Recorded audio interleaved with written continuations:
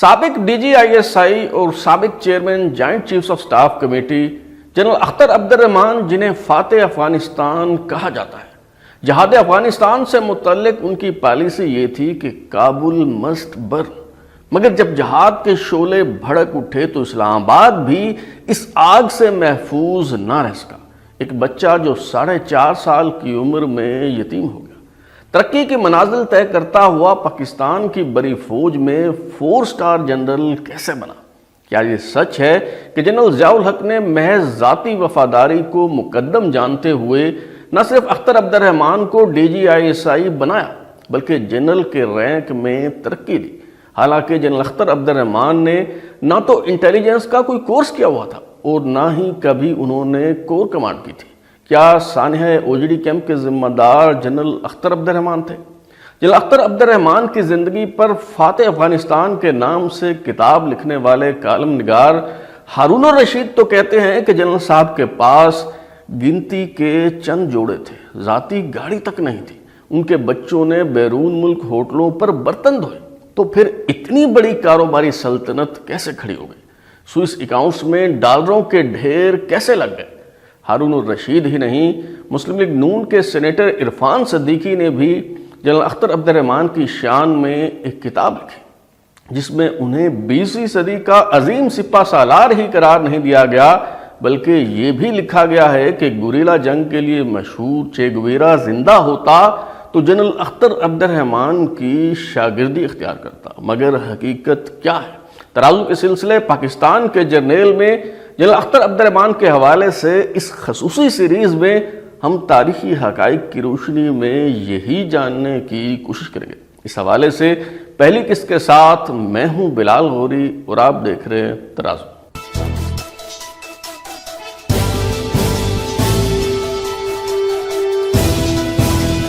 General Akhtar Abdur Rahman کا تعلق مغلیہ خاندان سے تھا۔ سینیٹر عرفان صدیقی کی تصنیف جنرل اختر عبد الرحمان شہید جہاد افغانستان جو جنگ پبلشرز کے زیر انتظام دسمبر 1989 میں شائع ہوئی، اس میں دستیاب تفصیل کے مطابق جنرل اختر عبد الرحمان کا تعلق باپ کی طرف سے ایشیا کے نامور ترین فاتح امیر تیمور کی 5ویں پشت اور ماں کی نسبت سے چنگیز خان کی 14ویں پشت سے تھا۔ ان کی رگوں میں 2 عظیم فاتحین کا خون دوڑ رہا تھا، ان میں منگولوں کی سنگ دلی بھی تھی اور ترکوں کی جرأت و استقامت بھی۔ مغل فرمانروا شاہ جہان نے اپنے ایک جرنیل عادل خان کو ضلع جلندر کی تحصیل اجنالہ میں راوی کنارے جستروال کی جاگیر عطا کی۔ عادل خان کے فرزند سلطان خان کے ہاں الست خان نے جنم لیا۔ الست خان کی نسل کو ان کے بیٹے عزیز خان نے آگے بڑھایا اور پھر عزیز خان کے بیٹے بدر الدین کے ہاں بلند خان کی پیدائش ہوئی جو جنرل اختر عبد الرحمان کے دادا تھے۔ بلند خان کے صاحبزادے یعنی جنرل اختر عبد الرحمان کے والد عبد الرحمان نے پیشہ سپاہ گری کو ترک کر کے معالج بننے کا فیصلہ کیا۔ کنگ ایڈورڈ میڈیکل کالج سے MBBS کرنے کے بعد ڈاکٹر عبد الرحمان نے پشاور میں سکونت اختیار کی اور نہ صرف خاصی شہرت حاصل کی بلکہ مال و دولت بھی کمائی۔ بتایا جاتا ہے کہ انہیں افغان فرمانروا امان اللہ خان کا ذاتی معالج ہونے کا اعزاز بھی حاصل ہوا۔ ڈاکٹر عبد الرحمان نے پہلی بیوی کے فوت ہو جانے پر ہاجرہ بیگم نامی خاتون سے دوسری شادی کی جس کے بطن سے 11 جون 1924 کو اختر عبد الرحمان پیدا ہوا۔ اختر عبد الرحمان ابھی 4 برس کے تھے کہ ان کے سوتیلے بھائی جوانی میں ہی فوت ہو گئے اور 6 ماہ بعد والد بھی دل کا دورہ پڑنے کے باعث چل بسے۔ اختر عبد الرحمان کے دونوں بھائی حمید اللہ اور افضل خان نوعمری میں ہی فوت ہوئے۔ اب وہ 3 بہنوں یعنی عزیز بیگم، سلطانہ بیگم اور تاجور سلطانہ کے اکلوتے بھائی تھے۔ ان کی والدہ ہاجرہ بیگم جو خود محض 30 برس کی تھی، انہوں نے پشاور کی پرآسائش زندگی چھوڑ کر اجنالہ میں جستر کی خاندانی جاگیر کا رخ کیا اور یہیں آباد ہو گئی۔ وہ کہتے ہیں نا کہ حکمرانی چلی بھی جائے تو خوہ سلطانی نہیں جاتی۔ عرفان صدیقی نے اپنی کتاب میں اختر عبد الرحمان کے بچپن کا ایک واقعہ نقل کیا کہ جستروال کے سکول میں داخل کروایا گیا تو صاحب بہادر نے نیچے ٹاٹ پر بیٹھ کر پڑھنے سے انکار کر دیا اور مطالبہ کیا کہ کرسی اور میز لائی جائے۔ چنانچہ ہیڈ ماسٹر سے بالخصوص اجازت لے کر ان کے لیے کلاس روم میں میز کرسی لگائی گئی۔ اجنالہ سے میٹرک کا امتحان پاس کرنے کے بعد ایم اے او کالج امرتسر میں داخلہ لیا۔ کالج کے زمانے میں ریسلنگ کے شوق کے سبب پہلوان کے نام سے شہرت حاصل کی اور پھر گورنمنٹ کالج لاہور میں داخلہ لے لیا۔ 1945 میں یہاں سے سیکنڈ ڈویژن میں ایم اے اکنامکس کی ڈگری لینے کے بعد بڑی بہن سلطانہ بیگم کو مستقبل کے حوالے سے مشورہ لینے کے لیے ایک خط لکھا اور پھر جواب کا انتظار کیے بغیر پولیس میں بطور ڈی ایس پی بھرتی ہو گئے۔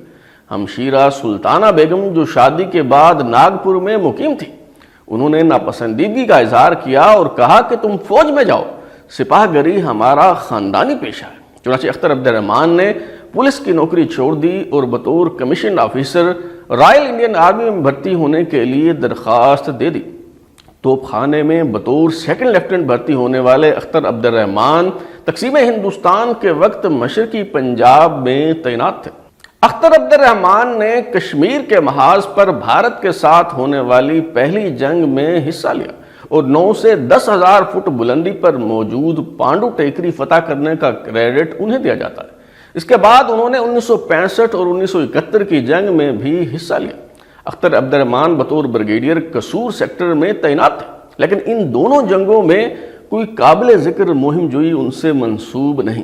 دلچسپ بات یہ ہے کہ جنرل اختر عبد الرحمن اپنے ملٹری کیریئر میں 3 بار سپر سیڈ ہوئے۔ جب کسی فوجی افسر کو اگلے رینک میں ترقی کے قابل نہیں سمجھا جاتا تو اس کا کیریئر ختم ہو جاتا ہے، لیکن جنرل اختر عبد الرحمن ہر بار اپنی ذاتی کاوشوں سے نئی لائف لائن لینے میں کامیاب رہے۔ مثال کے طور پر 1974 میں بریگیڈیئر سے میجر جنرل کے رینک میں ترقی کے لیے اختر عبد الرحمن کا نام مسترد کر دیا گیا۔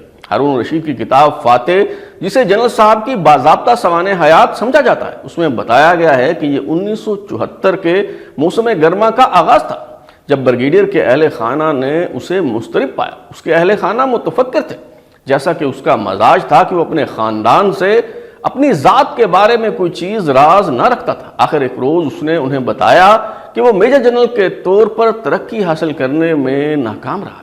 دراصل میجر جنرل مجید ملک نے بریگیڈیئر اختر عبد الرحمن کو ترقی دینے کی سفارش کی، مگر corps commander Rawalpindi lieutenant general Aftab نہ مانے اور اس سفارش کی توثیق نہ کی۔ بریگیڈیئر اختر عبد الرحمن مایوس تو ہوئے، مگر انہوں نے corps commander Rawalpindi lieutenant general Aftab Ahmed Khan کو متاثر کرنے اور ان کی گڈ بکس میں آنے کے لیے انہیں اپنے بریگیڈ کا دورہ کرنے کی نہ صرف دعوت دی بلکہ اصرار کر کے وقت حاصل کرنے میں بھی کامیاب رہے۔ تیر نشانے پر لگا۔ نومبر 1974 کے پروموشن بورڈ میں جب یہ معاملہ دوبارہ زیر غور آیا تو اختر عبد الرحمن کو میجر جنرل کے رینک میں ترقی دے کر مری میں تعینات ڈویژن کا جنرل آفیسر کمانڈنگ بنا دیا گیا۔ 1976 میں army chief general tikka Khan کی ریٹائرمنٹ کے بعد وزیر اعظم ذوالفقار علی بھٹو نے جنرل ضیاء الحق کو افواج پاکستان کا سربراہ تعینات کر دیا تو 5 جنرلوں کے بیک وقت ریٹائر ہو جانے پر خلا پیدا ہوا۔ تو میجر جنرل اختر عبد الرحمن کو یقین تھا کہ ان کی لاٹری نکل آئے گی اور وہ 3 سٹار جنرل بن جائیں گے۔ اشتیاق کا یہ عالم تھا کہ جس دن پروموشن بورڈ کا اجلاس ہوا، اختر عبد الرحمن نے پی ٹی وی پر رات 9 بجے کا خبر نامہ سننے کا اہتمام کیا۔ جب ترقی پانے والوں کے نام لیے جانے لگے تو ان کا دل دھک دھک کرنے لگا اور ہر بار وہ یہ توقع کرتے رہے کہ اگلا نام ان کا ہوگا، مگر ان کی امیدوں کا محل زمین بوس ہو گیا، کیونکہ general Iqbal, general Sawar Khan, general جہاں زیب، جنرل فیض علی چشتی اور جنرل غلام حسین کو لیفٹیننٹ جنرل بنا کر اختر عبد الرحمن کو ایک بار پھر سپر سیڈ کر دیا گیا تھا۔ ہارون رشید کے مطابق توہین اور محرومی کے احساس نے ان کی دنیا زیر و زبر کر دی۔ یہ ان کی زندگی کا سب سے بڑا صدمہ تھا۔ صدمہ اس قدر شدید تھا کہ انہوں نے غسل خانے کا رخ کر لیا۔ عسکری روایات کا تقاضا تو یہ تھا کہ وہ استعفیٰ دے کر گھر چلے جاتے، لیکن انہوں نے پرانا حربہ ایک بار پھر اپنانے کا فیصلہ کر لیا۔ آرمی چیف جنرل ضیاء الحق نے مری کے general officer commanding major general Akhtar Abdur Rahman کو ٹیلی فون کر کے کہا، اختر مجھے افسوس ہے، صورتحال ہی ایسی تھی کہ مجھے یہ فیصلہ کرنا پڑا۔ اب آپ کے کیا ارادے ہیں؟ کیا آپ ملازمت کرتے رہیں گے یا پھر ریٹائرمنٹ لینا چاہیں گے؟ میجر جنرل اختر عبد الرحمن نے کہا، سر زندگی میں ان چیزوں کی کوئی اہمیت نہیں، میں ایک سپاہی ہوں، مجھے آپ کے فیصلے کا احترام ہے، میں پوری دلجمی کے ساتھ آپ کے ماتحت کام کرتا رہوں۔ میجر جنرل اختر عبد الرحمن نے ایک بار پھر وہی نسخہ آزمایا۔ انہوں نے جنرل ضیاء الحق کی گڈ بکس میں آنے کے لیے آرمی چیف جنرل ضیاء الحق کو اپنے ڈویژن کا 2 ہفتوں پر مشتمل طویل ترین دورہ کرنے کی درخواست کی، جب جنرل ضیاء الحق ڈوین کا دورہ کرنے آئے تو میجر جنرل اختر عبد الرحمان نے یہ کہہ کر ان کی دکھتی رگ پر ہاتھ رکھ دیا کہ ان کی طرف سے شراب پر پابندی کے اعلان سے پہلے ہی یہاں میس میں شراب نوشی ممنوع تھی اور یہاں مولانا مودودی کی تحریر کردہ قرآن کی تفسیر تفہیم القرآن بھی تقسیم کی جا رہی ہے۔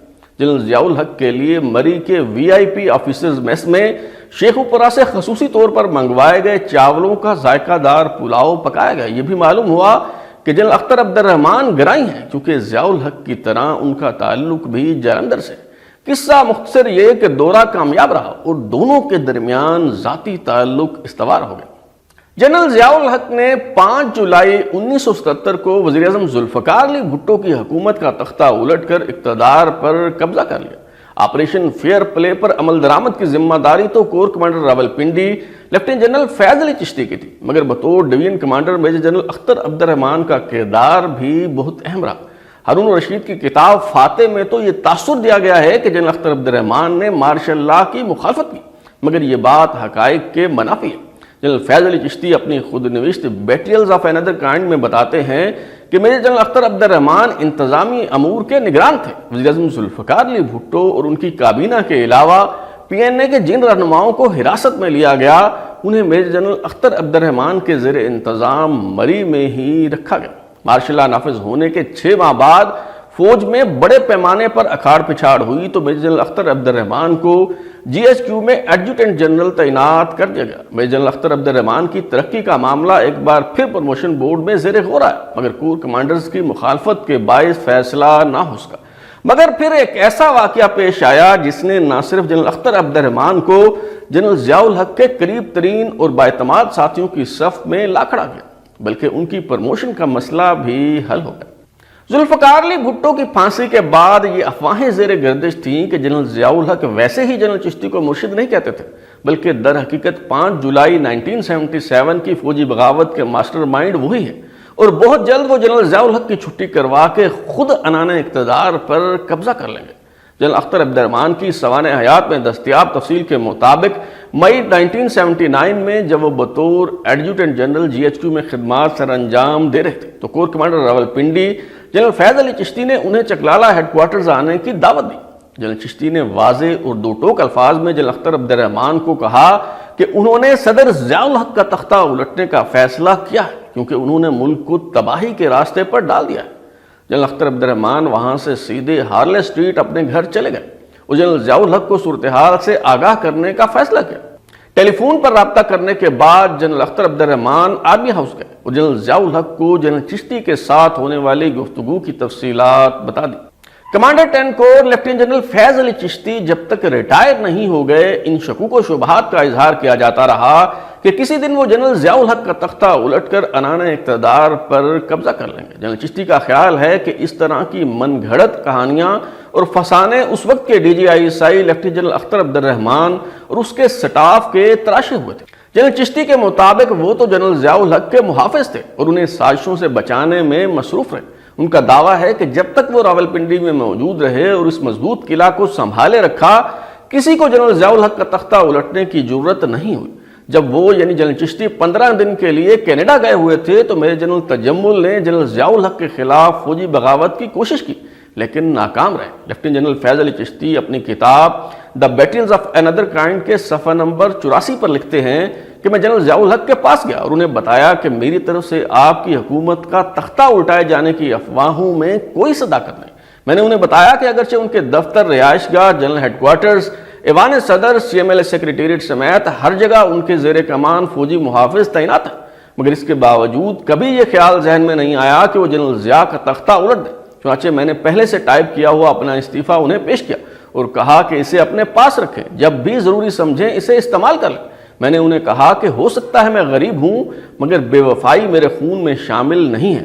انہوں نے مجھے گلے لگا لیا اور استعفیٰ پھاڑ کر پھینک دیا۔ جنرل ضیاء الحق نے کہا کہ فوجی بغاوت کے معاملے کو لے کر ان کے ذہن میں کوئی شک و شبہ نہیں ہے۔ فاتح افغانستان جنرل اختر عبد الرحمان کی کہانی بیان کرنے کا سلسلہ جاری ہے۔ اب تک کے لیے اتنا ہی۔ بلال اوری کو اجازت دیجیے۔ اگر آپ اپنی رائے دینا چاہتے ہیں یا پھر کوئی تجویز تو ہمارا واٹس ایپ نمبر 0332841057 دستیاب ہے۔ اپنا فیڈ بیک دیں، لائک کریں، سبسکرائب کرنے کے بعد بیل آئکن یعنی گھنٹی دبائیں اور دیکھتے رہیں ہمارا چینل ترازو۔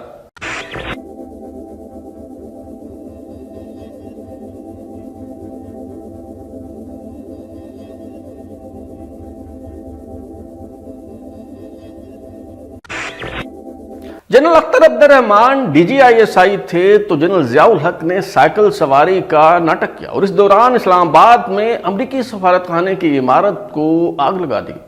چند ماہ بعد جنرل ضیاء الحق کا تختہ الٹنے کے لیے میجر جنرل تجمل حسین پر آپریشن گلیکسی کے نام سے فوجی بغاوت کا منصوبہ بنانے کا الزام لگا اور پھر سر منڈاتے ہی اولے پڑنا شروع ہو گئے۔ سوویت یونین نے افغانستان پر دھاوا بول دیا۔ DGISI جنرل اختر عبد الرحمان نے تجویز دی کہ افغانستان کو روس کا ویتنام بنا کر سوویت افواج کے قبرستان میں تبدیل کیا جا سکتا ہے۔ جنگ کا پانسا پلٹنے کے لیے امریکہ سے سٹنگر میزائل لیے گئے اور پھر 10 اپریل 1988 کو اوجڑی کیمپ دھماکوں کے نتیجے میں اسلام آباد اور راولپنڈی میں بھونچال آ گیا۔ وزیر اعظم محمد خان جونیجو نے سانحہ اوجڑی کیمپ کے ذمہ دار جنرل اختر عبد الرحمان کے خلاف کارروائی کرنے کی کوشش کی تو ان کی حکومت برطرف کر کے انہیں گھر بھیج دیا گیا۔ یہ سب کیسے ہوا؟ ترازو کے سلسلے پاکستان کے جرنیل میں جنرل اختر عبد الرحمان کے حوالے سے خصوصی سیریز کی دوسری قسط میں آج ہم تاریخی حقائق کی روشنی میں یہی معلوم کرنے کی کوشش کریں گے۔ میں ہوں بلال غوری اور آپ دیکھ رہے ہیں ترازو۔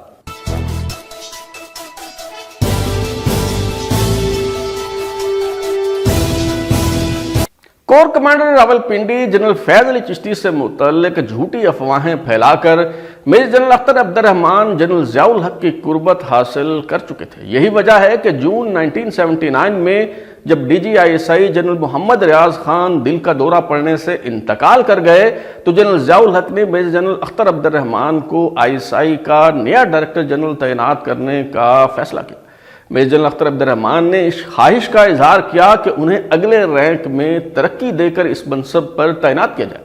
ان کی یہ فرمائش فوری طور پر تو پوری نہ کی گئی، البتہ کچھ عرصہ بعد انہیں 3 اسٹار جنرل بنا دیا گیا۔ جنرل اختر عبد الرحمان نے انٹیلیجنس کا کوئی کورس نہیں کیا ہوا تھا اور اس سے پہلے ملٹری انٹیلیجنس یا ISI میں خدمات بھی سر انجام نہیں دی تھی، مگر جنرل ضیاء الحق نے محض ذاتی اعتماد، وفاداری اور تعلق کی بنیاد پر انہیں ISI کا سربراہ تعینات کر دیا۔ بری فوج میں یہ روایت بہت مستحکم رہی ہے کہ جس افسر نے بطور لیفٹیننٹ جنرل کور کمانڈ نہ کی ہو اسے مزید ترقی اور قیادت کا اہل نہیں سمجھا جاتا، مگر جنرل اختر عبد الرحمان کور کمانڈ کیے بغیر ہی 4 اسٹار جنرل بنا دیے گئے۔ تیسری بار سپر سیڈ ہونے کے بعد کس طرح ان کی قسمت کا ستارہ چمک اٹھا، اس حوالے سے آگے چل کر گفتگو ہوگی۔ جنرل اختر عبد الرحمان کے دور میں ہی جنرل ضیاء الحق کے خلاف نہایت مشکوک انداز میں ایک اور فوجی بغاوت کا کلا کما کرنے کا دعویٰ کیا گیا۔ بریگیڈیئر سید ارشاد ترمزی اپنی کتاب پروفائل آف انٹیلیجنس میں لکھتے ہیں، جنرل اختر عبد الرحمان نے غصے سے پھنکارتے ہوئے کہا، تم اور تمہاری ٹیم کہاں سوئے ہوئے ہو؟ آپ لوگ بند آنکھوں سے ادھر ادھر گھومتے ہو۔ اگر ہمیں فوج میں بغاوت کے بارے میں کچھ بھی نہیں پتا تو پھر ISI کے اس سفید ہاتھی اور آدمیوں کے ریوڑ کا کیا فائدہ ہے؟ بریگیڈیئر سید ارشاد ترمزی نے پوچھا کہ کون کر رہا ہے بغاوت کی منصوبہ بندی؟ جنرل اختر بولے، میجر جنرل تجمل کو جانتے ہو؟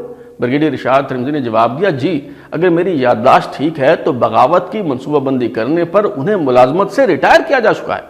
ہمارے پاس ان پر فائل بنی ہوئی ہے اور موجود ہے۔ DGISI کے حکم پر جنرل تجمل کی فائل منگوائی گئی اور دونوں نے اس کا مطالعہ شروع کر دیا۔ معلوم ہوا کہ بعد ازاں کوئی منفی یا قابل غور کوئی بھی چیز علم میں نہیں آئی۔ جنرل اختر عبد الرحمان نے بریگیڈیئر ارشاد ترمزی کو بتایا کہ ان کے ذرائع نے انہیں خبر دی ہے کہ جنرل تجمل بغاوت کرانے کے لیے افسروں کی بھرتیاں کر رہے ہیں اور منصوبہ بندی کر چکے ہیں۔ جنرل اختر کے مطابق میجر جنرل تجمل GHQ میں منعقدہ کور کمانڈرز کانفرنس کے دوران خونی بغاوت کرانے یا 23 مارچ کو پاکستان ڈے پریڈ کے دوران جنرل ضیاء کو قتل کرنے کا منصوبہ بنا رہے تھے۔ یہ وہی طریقہ واردات تھا جس میں مصر کے صدر انور سادات کو قتل کیا گیا تھا، لیکن فرق صرف یہ تھا کہ یہاں اسلامبو علی کی جگہ اس منصوبے میں میجر جنرل تجمل کے بیٹے کیپٹن نوید تھے۔ میجر جنرل تجمل کا بیٹا کیپٹن نوید افواج پاکستان کی بلوچ ریجمنٹ میں فرائض سر انجام دے رہا تھا جو راولپنڈی ریس کورس میں تعینات تھی۔ جنرل تجمل کے بھتیجے میجر ریاض ملٹری انٹیلیجنس میں تھے۔ ایک خفیہ آپریشن میں ISI نے جنرل تجمل کو بیٹے اور بھتیجے سمیت 3 الگ الگ چھاپوں میں گرفتار کر لیا۔ بظاہر یوں لگتا ہے کہ یہ فالز فلیگ آپریشن تھا، کیونکہ ایک ریٹائرڈ فوجی افسر چند جونیئر افسروں کے ساتھ مل کر GHQ تک رسائی حاصل کر لے اور فوجی قیادت کو قتل کر کے ادانہ اقتدار پر قبضہ کر لے، ایسا کسی دیوانے کا خواب ہی ہو سکتا ہے۔ بالفرض محال اگر ایسا کوئی منصوبہ تھا بھی تو محض خیالی پلاؤ کی حد تک تھا، مگر جنرل اختر عبد الرحمان آپریشن گلیکسی کے نام سے بغاوت کے اس منصوبے کو ناکام بنا کر جنرل ضیاء الحق کے مزید قریب ہو گئے۔ جب لیفٹیننٹ جنرل اختر عبد الرحمان DGISI تھے تو اسلام آباد میں امریکی سفارت خانہ جلا دیا گیا۔ دراصل جنرل ضیاء الحق نے نومبر 1977 کو سائیکل سواری کا ٹوپی ڈرامہ کیا، جو قومی خزانے کو بہت مہنگا پڑا۔ اس واقعہ کی تفصیل کچھ یوں ہے کہ 21 نومبر کو دہشت گردوں نے خانہ کعبہ پر قبضہ کر لیا تھا۔ جب جنرل ضیاء الحق راولپنڈی کے تنگ بازاروں میں سائیکل سواری کر رہے تھے تو وارث خان چوک کے قریب ان سے خانہ کعبہ پر حملے کے حوالے سے سوال کیا گیا۔ جنرل ضیاء الحق نے کہا کہ انٹرنیشنل ریڈیو ٹرانسمیشن کے مطابق امریکیوں نے خانہ کعبہ پر حملے کے لیے شہ دیے۔ یہ سن کر لوگ امریکہ مرد آباد کے نعرے لگانے لگے اور کچھ ہی دیر میں مشتعل ہجوم نعرے لگاتا ہوا امریکی سفارت خانے کے سامنے پہنچ گیا۔ امریکی سفارت خانے کی عمارت کو آگ لگا دی گئی۔ 400 سے زائد افراد پر مشتمل عملے کی زندگیاں خطرے میں پڑ گئیں۔ ضیاء الحق نے اس مشکل وقت میں کور کمانڈر راولپنڈی جنرل فیض علی چشتی کو یاد کیا اور ٹیلی فون کر کے کہا، مرشد امریکی سفارت خانہ جل رہا ہے، کچھ کرو۔ لیفٹیننٹ جنرل فیض علی چشتی کے مطابق انہوں نے پہلے تو معذرت کی اور کہا کہ یہ پنجاب کے martial law administrator lieutenant general Sawar Khan اور سب martial law administrator Rawalpindi major general Saghir Hussain کی ذمہ داری ہے، جو میرے ماتحت نہیں ہے۔ ضیاء الحق نے کہا کہ یہ سب ناکام ہو گئے ہیں، مرشد براہ کرم کچھ کرو۔ لیفٹیننٹ جنرل فیض علی چشتی کے مطابق جب ان کے فوجی دستے 4 بجے وہاں پہنچے تو 2 امریکیوں سمیت 6 افراد ہلاک ہو چکے تھے۔ سفارت خانے کی عمارت میں آگ ابھی تک لگی ہوئی تھی اور مظاہرین اس کی چھت پر چڑھے ہوئے تھے۔ کچھ ہی دیر میں آپریشن مکمل ہو گیا اور وہاں پھنسے ہوئے تمام افراد کو بحفاظت نکال لیا گیا۔ امریکی صدر جمی کارٹر نے ٹیلی فون کر کے جنرل ضیاء الحق کا شکریہ ادا کیا اور جنرل ضیاء الحق نے کامیاب آپریشن پر لیفٹیننٹ جنرل فیض علی چشتی کو مبارکباد دی۔ امریکی سفارت خانے کی جلی ہوئی عمارت کی تزئین و آرائش اور تعمیر نو کے لیے حکومت پاکستان نے 250 بلین روپے ادا کیے۔ لیفٹیننٹ جنرل فیض علی چشتی اپنی تصنیف دا بیٹریلز آف انادر کائنڈ کے صفحہ نمبر 107 پر لکھتے ہیں کہ اس سارے واقعہ کا مضحکہ خیز پہلو یہ تھا کہ DGISI lieutenant general Akhtar Abdur الرحمان جو بعد ازاں جنرل کے رینک میں پروموٹ ہوئے، انہوں نے جنرل ضیاء کو بتایا کہ وہ بذات خود اپنے 2-3 انٹیلیجنس افسروں کے ساتھ سویلین لباس میں امریکی سفارت خانے گئے اور پھنسے ہوئے تمام سفارتکاروں کو وہاں سے نکالا۔ جنرل ضیاء نے اپنے مزاج کے عین مطابق اس بات کو جھٹلانے کے بجائے جنرل اختر عبد الرحمان کو سراہا کہ آپ نے بہت اچھا کام کیا۔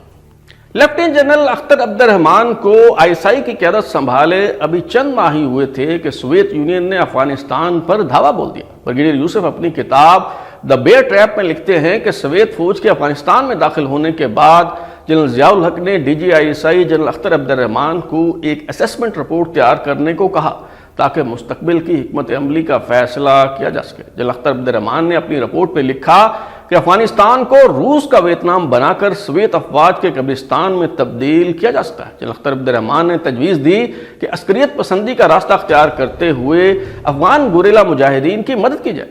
جنرل ضیاء الحق کے معتمد خاص جنرل خالد محمود عارف کے مطابق جنرل ضیاء نے اس رپورٹ کی روشنی میں امریکی صدر کارٹر کو طویل خط لکھ کر افغانستان سے متعلق صورتحال سے آگاہ کیا اور اپنے خدشات و مضمرات کا تفصیل سے ذکر کیا، مگر کارٹر انتظامیہ نے کوئی خاص اہمیت نہ دی اور ان خدشات کو اوور ریئیکشن کہہ کر مسترد کر دیا۔ اس کی وجہ یہ تھی کہ امریکہ تہران کے سفارت خانے میں یرغمال بنائے گئے اہلکاروں کے مسئلے میں الجھا ہوا تھا۔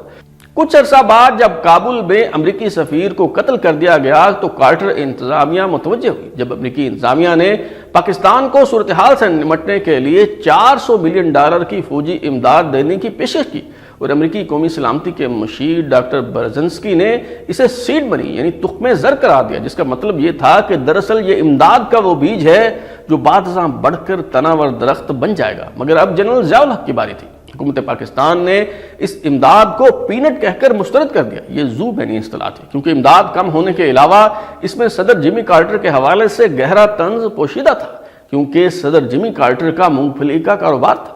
1980 کے صدارتی انتخابات میں رونالڈ ریگن کامیاب ہوئے تو واشنگٹن انتظامیہ بدل جانے سے حالات کا پانسا پلٹ گیا۔ امریکہ نے پاکستان کو فرنٹ لائن سٹیٹ یعنی اگاڑی ریاست کا درجہ دے دیا۔ امریکی صدر ریگن نے پاکستان کی امداد میں 2 گنا اضافہ کر دیا۔ CIA اور ISI کے اشتراک سے افغان مجاہدین کو تربیت دی جانے لگی اور امریکہ کی طرف سے اسلحہ بھی فراہم ہونے لگا۔ جنرل KM عارف اپنی کتاب ورکنگ ود ضیاء کے صفحہ نمبر 383 پر لکھتے ہیں کہ ستمبر 1981 میں ایک معاہدے پر اتفاق رائے ہو گیا جس کی روح سے امریکہ پاکستان کو 5 سالوں یعنی 1982 سے 1987 تک $3.2 بلین کا دفاعی اور اقتصادی پیکج دینے پر رضامند ہو گیا۔ اس پیکج میں $1.6 بلین کی اقتصادی امداد اور $1.6 بلین کے فوجی ساز و سامان کی فروخت شامل تھی۔ امریکی وزارت خارجہ کے انڈر سیکرٹری مسٹر جیمز بکلے نے پاکستانی امداد کا یہ پیکج کانگریس میں متعارف کروایا۔ سینٹ کی خارجہ کمیٹی کے سامنے شہادت دیتے ہوئے انہوں نے کہا کہ افغانستان میں سوویت لشکر کشی کے باعث پاکستان کو ایک فرنٹ لائن سٹیٹ کی ناگوار صورتحال میں دھکیل دیا گیا۔ افغان جہاد کے حوالے سے جنرل اختر عبد الرحمان کی جنگی حکمت عملی کی بنیاد اس نقطے پر تھی کہ کابل کو جلتے رہنا چاہیے۔ بریگیڈیئر یوسف اپنی کتاب دی بے ٹریپ میں لکھتے ہیں کہ کابل جنرل اختر عبد الرحمان کا جنون تھا۔ ان کی یہ اٹل رائے تھی کہ کابل پر حملوں کو فوقیت اور ترجیح دی جائے۔ اگر کوئی کمانڈر کہتا کہ کابل پر دھاوا بولنے کے لیے بھاری ہتھیاروں کی ضرورت ہے تو جنرل اختر عبد الرحمان اپنے ماتحت افسروں کی مخالفت کے باوجود اسے یہ ہتھیار فراہم کیا کرتے تھے، کیونکہ ان کا خیال تھا کہ جس دن کابل فتح ہوگا اس روز ہم جنگ جیت جائیں گے۔ جب روایتی گوریلا جنگ کے ذریعے لڑائی کا پانسا نہ پلٹ سکا تو امریکی حکام سے ایک جادوئی ہتھیار سٹنگر میزائل حاصل کیا گیا۔ طیارہ شکن میزائل سٹنگر نے افغان جنگ کا پانسا تو پلٹ دیا، مگر اب امریکیوں کو یہ خدشات لاحق ہو گئے کہ یہ جدید ٹیکنالوجی دیگر ممالک کے ہاتھ نہ لگ جائے۔ بریگیڈیئر یوسف کا دعویٰ ہے کہ افغان جہاد میں شریک کوئی ایک بھی کمانڈر ایسا نہیں جس نے اسلحہ نہ بیچا ہو۔ مولوی یونس خالص کی حزب اسلامی کے ایک کمانڈر کو اوجری کیمپ میں ٹریننگ کے بعد سٹنگر میزائل دیے گئے۔ اس تنبیہ کے ساتھ افغانستان روانہ کیا گیا کہ ہلمند کے راستے جانا ہے اور ایرانی سرحد کا رخ نہیں کرنا۔ انہوں نے راستہ تبدیل کر لیا اور ایرانی پاسداران انقلاب کے ہاتھوں گرفتار ہو گئے۔ یوں 4 لانچر اور 16 سٹنگر میزائل ایران کے ہاتھ لگ گئے۔ ایرانی حکام نے افغان کمانڈروں کو تو رہا کر دیا، مگر کوشش کے باوجود سٹنگر میزائل واپس نہ لیے جا سکے۔ 10 اپریل 1988 کو ISI کے اوجری کیمپ میں دھماکوں سے اسلام آباد اور راولپنڈی لرز اٹھے۔ اچانک راکٹوں کی بارش ہونے لگی، جڑواں شہروں میں بھونچال آ گیا۔ قیامت کا سماں تھا۔ پہلے تو یوں لگا جیسے دشمن نے وفاقی دارالحکومت پر حملہ کر دیا ہو۔ پھر معلوم ہوا کہ جہاد افغانستان کے لیے اوجری کیمپ میں جو اسلحہ ذخیرہ کیا گیا تھا یہ دھماکے وہاں سے پھوٹ رہے ہیں۔ کہا جاتا ہے کہ امریکی حکام سٹنگر میزائلوں کا ریکارڈ چیک کرنے کے لیے پاکستان آ رہے تھے، اس لیے اسلحہ ڈپو کو تباہ کر دیا گیا تاکہ نہ رہے بانس اور نہ بجے بانسری۔ DG ISI general Akhtar Abdur الرحمان جو دونوں شہروں کے سنگم پر گنجان آباد علاقے میں اسلحہ خانہ بنانے پر تنقید کی زد میں تھے، انہوں نے اوجری کیمپ دھماکوں کو تخریب کاری قرار دے دیا۔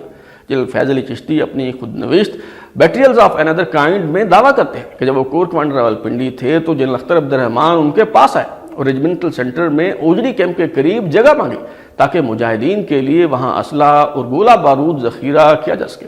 جنرل چشتی کہتے ہیں کہ انہوں نے منع کر دیا اور کہا کہ شہر کے بیچوں بیچ یوں ایمونیشن ذخیرہ کرنا بہت خطرناک ہو سکتا ہے۔ جنرل ضیاء الحق کے کہنے پر بھی جنرل چشتی نہ مانے، مگر ان کی ریٹائرمنٹ کے بعد یہاں ISI کا ٹرانزٹ کیمپ بنا لیا گیا۔ جنرل ضیاء الحق کے معتمد خاص اور سابق vice chief of army staff general Khalid Mahmood Arif نے اپنی کتاب میں انکشاف کیا ہے کہ جنرل ضیاء الحق نے دانستہ طور پر اس حادثے کو زیادہ اہمیت نہ دی۔ وزیر اعظم محمد خان جنیجو نے ثانیہ اوجری کیمپ کی تحقیقات کے لیے لیفٹیننٹ جنرل عمران اللہ کی سربراہی میں ایک کمیشن تشکیل دے دیا۔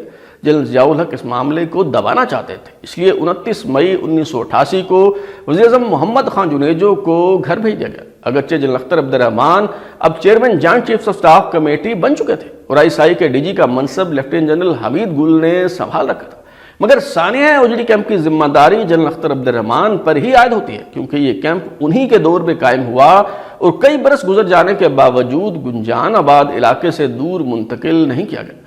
جنرل اختر عبد الرحمان 4 سٹار جنرل کیسے بنے، یہ روداد بھی بہت دلچسپ ہے۔ جنرل ضیاء الحق کو حکومت سنبھالے 7 سال ہو چکے تھے۔ 1984 میں جنرل اقبال اور جنرل سوار خان کی ریٹائرمنٹ کے بعد نئے vice chief of army staff اور نئے chairman joint chief of staff committee کا تقرر کرنا تھا۔ D G I S I lieutenant general Akhtar Abdur Rahman کو توقع تھی کہ ان دونوں میں سے ایک عہدہ یقیناً ان کے حصے میں آئے گا۔ جنرل ضیاء الحق نے جنرل خالد محمود عارف کو voice chief of army staff جبکہ اپنے سمدی جنرل رحیم الدین کو chairman joint chief of staff committee تعینات کرنے کا فیصلہ کر لیا۔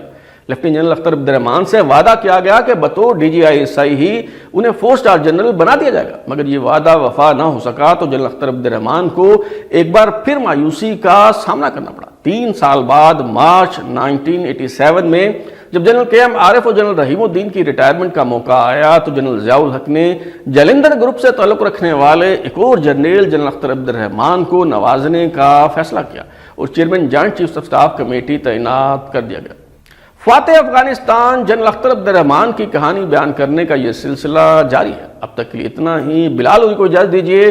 اگر آپ اپنی رائے دینا چاہتے ہیں یا پھر کوئی تجویز تو ہمارا واٹس ایپ نمبر 0332841057 دستیاب ہے۔ اپنا فیڈ بیک دیں، لائک کریں، سبسکرائب کرنے کے بعد بیل آئیکن یعنی گھنٹی دبائیں اور دیکھتے رہیں ہمارا چینل ترازو۔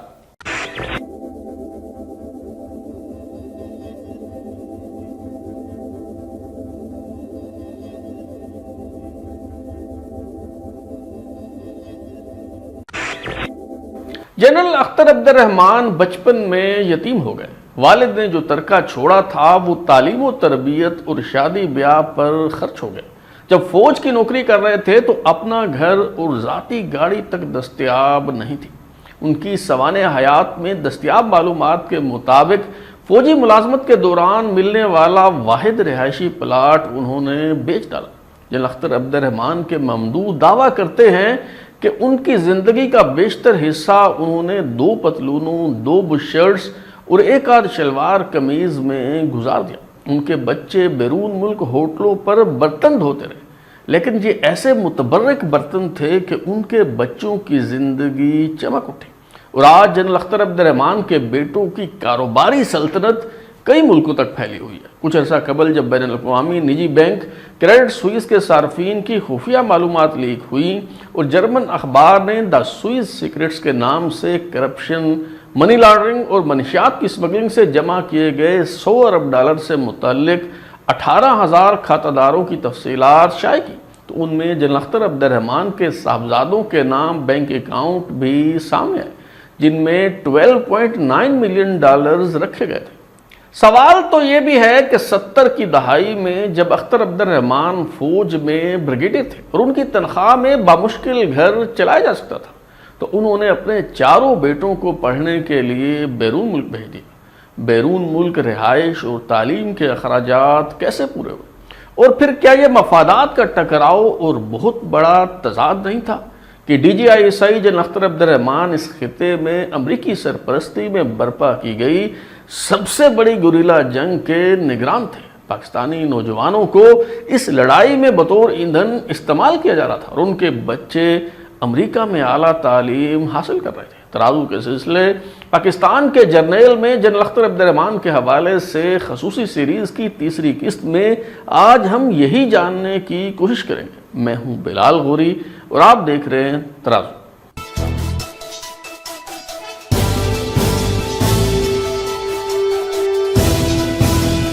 افغان جہاد کے دوران سرمایہ فراہم کرنے کی ذمہ داری امریکہ اور سعودی عرب نے اٹھا رکھی تھی۔ مطلوبہ فنڈ سوئٹزرلینڈ میں CIA کے اکاؤنٹس میں منتقل کیے جاتے اور یہاں سے ISI کے اکاؤنٹس میں ٹرانسفر کر دیے جاتے۔ ISI ان فنڈز سے ہتھیار خرید کر راولپنڈی میں اوجڑی کیمپ ٹرانزٹ کیمپ میں منتقل کرتی اور یہاں سے اسلحہ مختلف جہادی گروہ میں تقسیم کر دیا جاتا۔ فنڈز میں خرد برد، اسلحہ کی خریداری میں گڑبڑ اور پھر افغان کمانڈروں میں اسلحہ کی تقسیم کے دوران کرپشن کے وسیع امکانات موجود تھے۔ کسے کب اور کتنا اسلحہ ملے گا یہ ISI کا استحقاق تھا۔ اگرچہ اسلحہ کی تقسیم کے لیے ایک 4 رکنی کمیٹی بنائی گئی تھی جس میں DGISI جنرل اختر عبد الرحمان کے علاوہ chairman joint chiefs of staff committee general Rahimuddin Khan, governor Khyber Pakhtunkhwa general Fazal Haq اور وزیر خارجہ صاحبزادہ یعقوب علی خان شامل تھے، لیکن عملاً فیصلہ سازی کے تمام تر اختیارات جنرل اختر عبد الرحمان کی ذات میں مرتکز تھے۔ قابل ذکر بات یہ ہے کہ جنرل رحیم الدین، جن کی ریٹائرمنٹ پر جنرل اختر عبد الرحمان خود chairman joint chief of staff committee بن گئے، وہ ان کے چھوٹے بیٹے غازی اختر خان کے سسر ہیں۔ 8 مئی 1987 کو امریکی اخبار واشنگٹن پوسٹ میں ایک خبر شائع ہوئی جس سے بھونچال آ گیا۔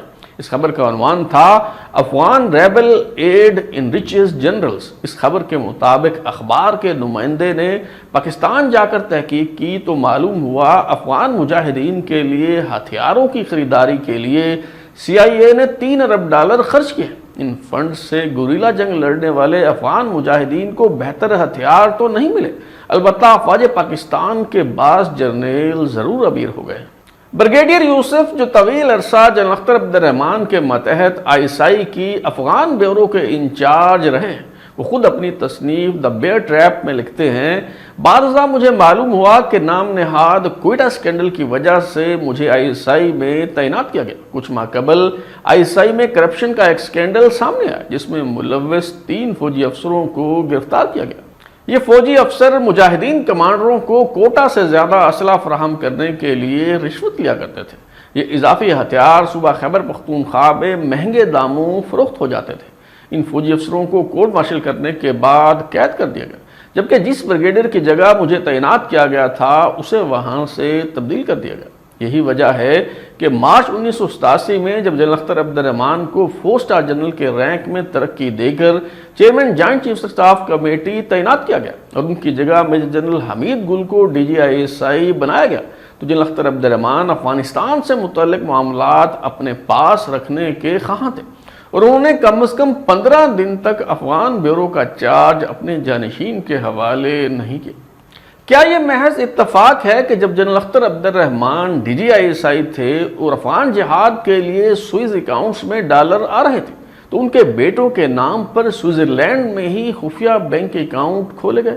Organized crime and corruption reporting project یعنی OCCRP کے پلیٹ فارم سے جاری ہونے والی انویسٹیگیٹو رپورٹ، جس میں نیو یارک ٹائمز اور گارڈین سمیت دنیا بھر کے کئی اخبارات کے رپورٹر شامل تھے، اس کے مطابق 1 جولائی 1985 کو جب جنرل اختر عبد الرحمان DG ISI تھے اور افغان جہاد پورے عروج پر تھا تو سوئٹزرلینڈ کے کریڈٹ سوئس بینک میں ان کے بیٹوں اکبر اختر خان، ہارون اختر خان اور غازی اختر خان کے نام ایک مشترکہ بینک اکاؤنٹ کھولا گیا۔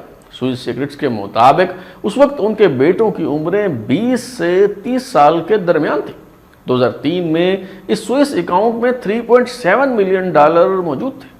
OCCRP کے مطابق پہلا اکاؤنٹ کھولے جانے کے 6 ماہ بعد ہی جنوری 1986 میں جنرل اختر عبد الرحمان کے بڑے بیٹے اکبر اختر کے نام سے ایک اور خفیہ اکاؤنٹ کھولا گیا جس میں نومبر 2020 میں $9.2 ملین موجود تھے، یعنی صرف ان 2 خفیہ بینک اکاؤنٹس میں $12.6 ملین رکھے گئے۔ کالم نگار ہارون الرشید جنرل اختر عبد الرحمان کا دفاع کرتے ہوئے کہتے ہیں کہ ان کے بیٹوں نے بیرون ملک تعلیم کے دوران گزر اوقات کے لیے ہوٹلوں میں کام کیا، برتن دھوئے، مگر سوال یہ ہے کہ کیا برتن دھو کر بیرون ملک خفیہ اکاؤنٹس میں کئی ملین ڈالر جمع کیے جا سکتے ہیں؟ جنرل اختر عبد الرحمان کے بڑے بیٹے اکبر اختر خان نے امریکہ سے MBA کی ڈگری حاصل کی۔ ہمایوں اختر خان اور ہارون اختر خان نے امریکہ سے انشورنس کی ڈگریاں لیں، جبکہ چھوٹے بیٹے غازی اختر خان نے کینیڈا سے چارٹر اکاؤنٹنٹ کی ڈگری حاصل کی۔ 1970 کی دہائی میں جب اختر عبد الرحمان نے اپنے بچوں کو بیرون ملک پڑھنے کے لیے بھیجا تو تب وہ فوج میں بریگیڈیئر تھے۔ 70 کی دہائی میں بریگیڈیئر کی ماہانہ تنخواہ 20,000 جبکہ میجر جنرل کی ماہانہ تنخواہ 25,000 روپے کے لگ بھگ ہوا کرتی تھی۔ کیا کوئی تنخواہ دار شخص جو ماہانہ 20,000 روپے کماتا ہو، کیا وہ اپنے 4 بیٹوں کو بیرون ملک پڑھا کر ان کی تعلیم، رہائش اور دیگر اخراجات جو یقیناً ڈالروں میں ہوں گے افورڈ کر سکتا ہے؟ بیٹوں کی بیرون ملک تعلیم کے حوالے سے تو ایک واقعہ شجاع نواز نے اپنی کتاب کراس سورڈز میں بیان کیا ہے۔ صفحہ نمبر 375 پر سابق DG ISI جنرل حمید گل کے حوالے سے لکھا گیا ہے کہ جب CIA کے پاکستان میں اسٹیشن چیف کو معلوم ہوا کہ جنرل حمید گل کے بیٹے عمر گل مشیگن میں داخلے کے لیے اپلائی کیا ہے تو ٹیکسس کی A&M یونیورسٹی میں داخلہ دلوانے کی پیشکش کی۔ جنرل حمید گل کہتے ہیں کہ انہوں نے رشوت کی یہ پیشکش قبول کرنے سے انکار کر دیا تو CIA چیف نے کہا یہ ایک چھوٹی سی خدمت ہے جو ہم کر سکتے ہیں، اور اس طرح کی خدمات ہم نے جنرل اختر عبد الرحمان کے تمام بچوں کی تعلیم کے لیے پیش کی۔ آپ اندازہ کریں کہ جہاد افغانستان کے دوران DGISI جنرل اختر عبد الرحمان کے کندھوں پر کتنی بڑی ذمہ داری تھی، مگر مفادات کے ٹکراؤ کا خیال نہ کرتے ہوئے انہوں نے CIA کے ذریعے اپنے بچوں کو امریکہ میں پڑھایا۔ اگر کوئی اور ملک ہوتا تو ان کا کورٹ مارشل ہو جاتا، مگر پاکستان میں چونکہ جرنیلوں کا کبھی احتساب نہیں ہوا، اس لیے جنرل اختر عبد الرحمان سے کوئی یہ سوال کرنے کی ہمت نہیں کر سکا۔ آج جنرل اختر عبد الرحمان کے بیٹوں کا شمار بہت بڑے سرمایہ کاروں میں ہوتا ہے۔ یہ تانلیہ والا شوگر ملز کے مالک ہیں، سپیریئر ٹیکسٹائل ملز ان کی ہے، لوٹے اختر بیوریجز جو جنوبی ایشیا میں پیپسی کولا کو عام کرتی ہے وہ ان کی ملکیت ہے۔ جنرل اختر عبد الرحمان کے بیٹے ہارون اختر جو سابق سینیٹر ہیں، یہ مسلم لیگ نون سے وابستہ ہے، جبکہ ہمایوں اختر خان جو 1990 سے 2007 تک مسلسل 4 بار رکن قومی اسمبلی منتخب ہوئے، وہ کئی بار وفاقی وزیر رہے۔ انہوں نے جنرل پرویز مشرف کے دور میں مسلم لیگ نون چھوڑ کر مسلم لیگ کاف میں شمولیت اختیار کی۔ نواز شریف واپس آئے تو ایک بار پھر مسلم لیگ نون میں آ گئے۔ 2018 میں عمران خان سے مل کر تحریک انصاف میں شمولیت کا اعلان کیا۔ 9 مئی کے پرتشدد واقعات کے بعد تحریک انصاف چھوڑ دی اور بعد ازاں استحکام پاکستان پارٹی میں شمولیت اختیار کر لی۔ اگر ہم سابق DGISI جنرل اختر عبد الرحمان کی بات کریں تو وہ محض عسکری اور دفاعی محاذ پر ہی سرگرم نہیں رہے، بلکہ سیاست کے میدان میں بھی انہوں نے بہت متحرک اور فعال کردار ادا کیا۔ جنرل ضیاء الحق تو جنرل اختر عبد الرحمان کو بادشاہ گر کہا کرتے تھے، مگر پھر ایک ایسا موقع آیا جب وہ بادشاہ گر سے بادشاہ بن گئے۔ جنرل خالد محمود عارف اپنی کتاب ورکنگ ود ضیاء میں لکھتے ہیں کہ آخری 2 MLA کانفرنسیں الوداعی تقریب جیسی تھی۔ ایک کانفرنس کے دوران جنرل ضیاء الحق نے یہ کہہ کر سب کو حیران کر دیا کہ DGISI جنرل اختر عبد الرحمان بادشاہ گر ہیں۔ جہاں دیگر حاضرین نے آنکھیں جھپکائی اور جنرل اختر عبد الرحمان کو گھور کر دیکھا، وہاں جنرل اختر عبد الرحمان اپنی شرمیلی طبیعت کے باعث مسکراہٹ چھپانے کی کوشش کرتے رہے۔ مارچ 1987 میں جب جنرل اختر عبد الرحمان کی ترقی ہو گئی اور انہیں جنرل رحیم الدین کی جگہ chairman joint chiefs of staff committee بنا دیا گیا، تو جنرل رحیم خان کے اعزاز میں رکھی گئی الوداعی تقریب کے دوران جنرل ضیاء الحق نے یہ کہہ کر سب کو کہکا لگانے پر مجبور کر دیا کہ جنرل اختر عبد الرحمان جو اس سے پہلے کنگ میکر ہوا کرتے تھے اب بذات خود کنگ بن چکے ہیں۔ 1985 میں غیر جماعتی بنیادوں پر انتخابات ہوئے تو جنرل اختر عبد الرحمان نے پہلے مصطفیٰ جتوئی اور پھر الہی بخش سومرو کو وزیر اعظم بنوانے کی کوشش کی، مگر جنرل ضیاء الحق کی نگاہ انتخاب محمد خان جنیجو پر آ کر ٹھہر گئی۔ یہ بات جنرل اختر عبد الرحمان کے دل میں رہی اور انہوں نے وزیر اعظم محمد خان جنیجو کو کبھی قبول نہیں کیا۔ ایک بار تو انہوں نے حفظ مراتب کا خیال نہ کرتے ہوئے بھری محفل میں سربراہ حکومت کو ٹوک دیا۔ ہارون الرشید اپنی کتاب فاتح میں لکھتے ہیں کہ ایک بار وزیر اعظم محمد خان جنیجو جنرل اختر عبد الرحمان کو اپنے ساتھ غیر ملکی دورے پر لے گئے۔ عرب سربراہ کے ساتھ وزیر اعظم محمد خان جنیجو کی گفتگو جنرل اختر عبد الرحمان کو پسند نہیں آئی تو انہوں نے دو ٹوک انداز میں کہہ دیا کہ آپ وزیر اعظم کے مرتبے سے فروتر انداز اختیار کیے ہوئے۔ ایک اور اہم ترین سوال یہ ہے کہ جنرل ضیاء الحق نے اپنے بااعتماد ساتھی جنرل اختر عبد الرحمان کو DGISI کے منصب سے ہٹانے کا فیصلہ کیوں کیا؟ کیا یہ ان کی کارکردگی کا انعام تھا یا پھر ترقی دینے کی آڑ میں انہیں chairman joint chiefs of staff committee بنا کر دیوار سے لگا دیا گیا؟ کیا انہیں امریکہ کی خواہش پر ہٹایا گیا یا پھر وزیر اعظم محمد خان جنیجو کی فرمائش پر جنرل حمید گل کو لایا گیا؟ جنرل KM عارف اپنی کتاب ورکنگ ود ضیاء میں لکھتے ہیں وزیر اعظم محمد خان جنیجو لیفٹیننٹ جنرل اختر عبد الرحمان ڈائریکٹر جنرل انٹیلیجنس کے سخت مخالف تھے۔ ایک بار انہوں نے پوچھا کہ جب ان کے رینک کی مدت پوری ہو چکی ہے تو اب تک انہیں ملازمت پر برقرار کیوں رکھا گیا اور ان کے بارے میں آئندہ احکامات تک کام جاری رکھنے کی رعایت کیوں دی گئی ہے؟ وزیر اعظم کو جواب دیا گیا کہ وہ یہ سوال صدر جنرل ضیاء الحق سے پوچھیں، کیونکہ جنرل اختر عبد الرحمان کو جو احکامات دیے جاتے ہیں وہ یا وزیر اعظم دیتے ہیں یا صدر مملکت۔ وزیر اعظم محمد خان جنیجو نے 2 بار جنرل ضیاء الحق سے جنرل اختر عبد الرحمان کو تبدیل کرنے کا کہا۔ جنرل ضیاء الحق اصولی طور پر متفق ہو گئے، لیکن کہنے لگے کہ افغانستان کی جاری صورتحال کا تقاضا یہ ہے کہ فی الحال وہ اس منصب پر کام کرتے رہے۔ جنرل ضیاء الحق نے اپنے معتمد خاص voice chief of army staff general کے ایم عارف کو کہا کہ وہ DGISI کے عہدے کے لیے چند نام تجویز کریں۔ جنرل کے ایم عارف نے میجر جنرل فاروق خان اور میجر جنرل غلام محمد کے نام تجویز کیے۔ جنرل ضیاء الحق نے کہا میجر جنرل حمید گل کے بارے میں کیا خیال ہے؟ جنرل کے ایم عارف نے رائے دی کہ بہتر یہی ہوگا کہ انہیں کمانڈ کے عہدے پر برقرار رکھا جائے۔ جنرل ضیاء الحق نے یہ تجویز قبول کر لی اور وزیر اعظم محمد خان جنیجو کو میجر جنرل فاروق خان اور میجر جنرل غلام محمد کے نام ہی تجویز کیے گئے، مگر انہوں نے میجر جنرل حمید گل کو DGISI تعینات کرنے کا اعلان کر دیا۔ ایک تاثر یہ ہے کہ شاید امریکی دباؤ پر جنرل اختر عبد الرحمان کو ہٹایا گیا۔ میری تحقیق کے مطابق یہ دونوں تھیوریاں غلط ہیں۔ امریکی انتظامیہ جنرل اختر عبد الرحمان سے خوش تھی اور انہیں کوئی اعتراض نہیں تھا۔ اسی طرح وزیر اعظم محمد خان جنیجو کی بات جنرل ضیاء الحق نے تب تک نہیں مانی جب تک وہ خود اس تبدیلی پر قائل نہیں ہو گئے۔ جنرل اختر عبد الرحمان کو ہٹانے کی ایک وجہ یہ تھی کہ جہاد افغانستان اپنے منطقی انجام کی جانب بڑھ رہا تھا۔ ضیاء الحق کا خیال تھا کہ اگر روسی افواج کی واپسی تک جنرل اختر عبد الرحمان DGISI کے منصب پر برقرار رہیں گے تو وہ فاتح افغانستان کے طور پر اتنے بڑے ہیرو بن جائیں گے کہ ان کے مقابلے میں ضیاء الحق کی شخصیت کو گرہن لگ جائے گا۔